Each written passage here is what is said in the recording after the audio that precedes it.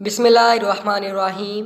तमाम नेमतें और आसाइशें होने के बावजूद हज़रत आदम अलैहिस्सलाम ने जब जन्नत में तन्हाई और अजनबियत महसूस की तो अल्लाह पाक ने हज़रत अम्मा हवा को पैदा फरमा दिया। मोहम्मद बिन इसहाक हज़रत इब्ने अब्बास से रवायत करते हैं कि हज़रत आदम अलैहिस्सलाम सो रहे थे। अल्लाह पाक ने उनकी छोटी पसली से हज़रत हव्वा अलैहिस्सलाम को पैदा फरमा दिया।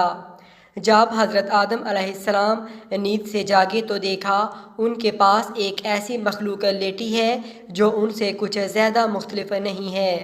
तफसीर सावी सफ़ा नंबर 5 और शरह रज़ा की जिल्द 1 सफ़ा 101 पर लिखा है कि जब हज़रत आदम अलैहिस्सलाम ने अपने ही जैसी खूबसूरत मखलूक को अपने पास लेटे देखा तो उनकी तरफ दस्त मुबारक बढ़ाने का इरादा फरमाया तो फरिश्तों ने अर्ज़ की, ठहर जाएं, पहले इनका महर अदा करें।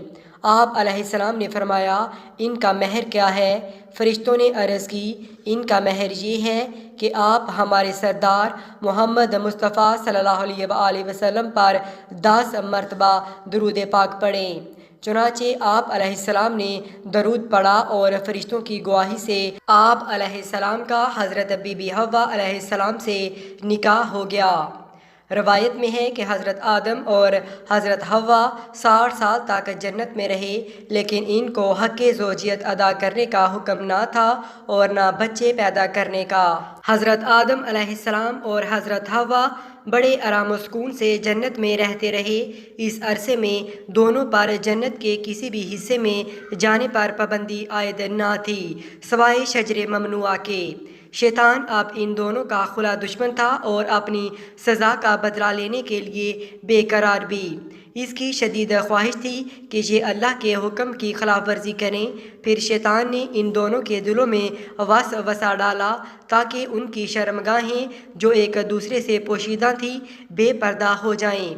हज़रत आदम अलैहिस्सलाम और हज़रत हव्वा के लिबासों के मुतअल्लिक़ यहाँ पर 2 तरह की रवायात हैं।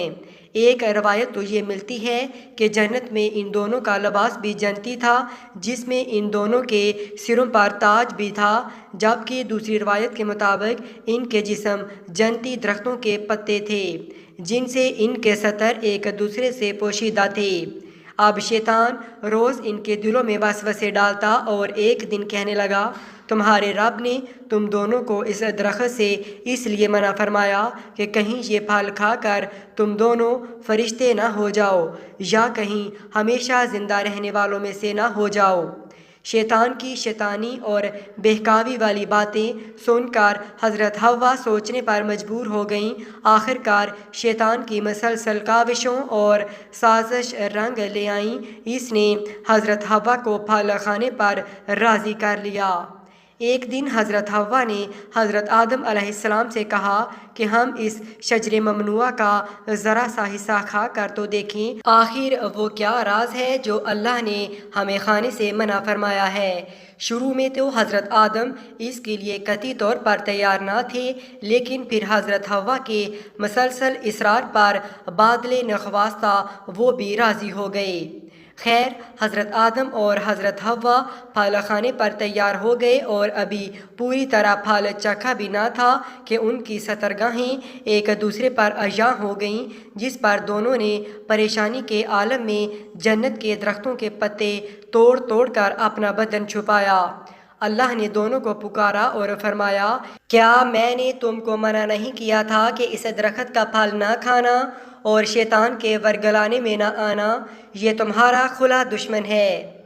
दोनों ने जब अल्लाह की पुकार सुनी तो हमारे खौफ इलाही के कांप उठे। अल्लाह पाक फिर फरमाने लगा, अब तुम दोनों एक ख़ास मुद्दत तक ज़मीन ही पर रहोगे जहाँ तुम एक दूसरे के दुश्मन हो जाओगे और वहाँ ही मरना है और इसी में फिर पैदा होना है। फिर दोनों को ज़मीन की तरफ रवाना कर दिया गया।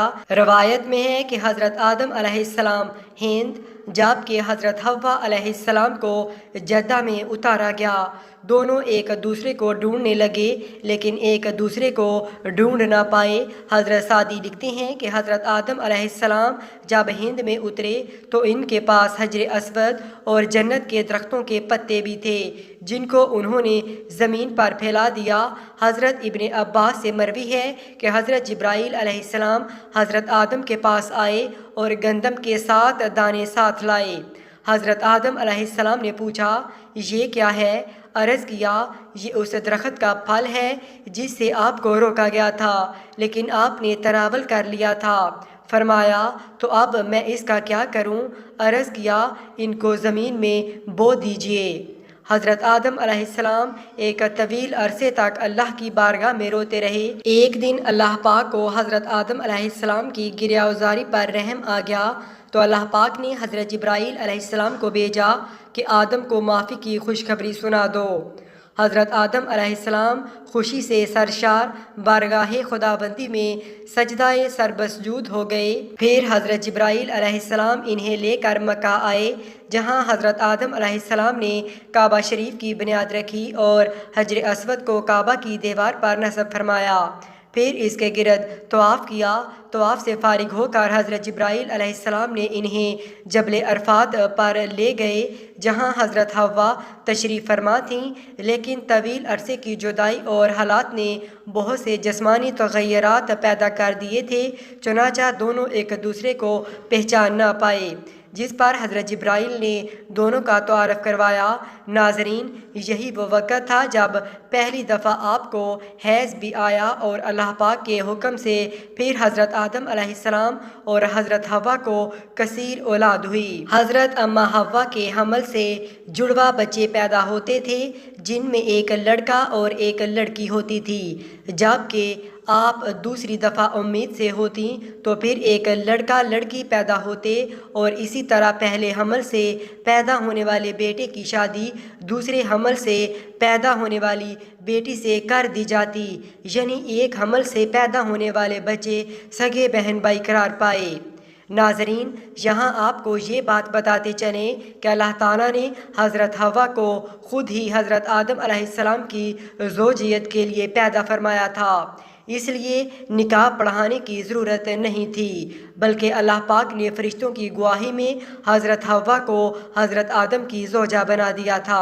قرآن پاک میں اللہ تعالیٰ نے حضرت حوا کے لیے زوجہ حضرت آدم کا لفظ ہی استعمال کیا ہے۔ ناظرین، فرشتے حضرت آدم علیہ السلام کی پیدائش سے آزمائے گئے، جبکہ انسان کو بھی اللہ پاک آزمائش میں مبتلا کرتا ہے کہ کون فرما برداری کرتا ہے اور کون نافرمانی کرتا ہے، اور جو دنیا آخرت کے بارے میں غور و فکر کرتا ہے وہ ایک دوسرے پر فضیلت جان لیتا ہے اور پہچان لیتا ہے کہ دنیا آزمائش کا گھر اور فنا ہونے والی چیز ہے، جبکہ آخرت بدلے کا ہمیشہ باقی رہنے والا گھر ہے۔ لہٰذا دوستو، ہمیں چاہیے کہ ہم ان لوگوں میں سے ہو جائیں جو دنیا کی ضرورت کو آخرت کی ضرورت پر زور دیتے ہیں، اور بے شک نیکی کی توفیق اللہ پاک ہی کی طرف سے ملتی ہے۔ اللہ پاک مجھے اور اس ویڈیوز کو دیکھنے والے تمام افراد کو گناہوں سے دور رہنے اور نیک اعمال کرنے کی توفیق عطا فرمائے۔ کمنٹ سیکشن میں آمین لکھنا مت بھولیے گا۔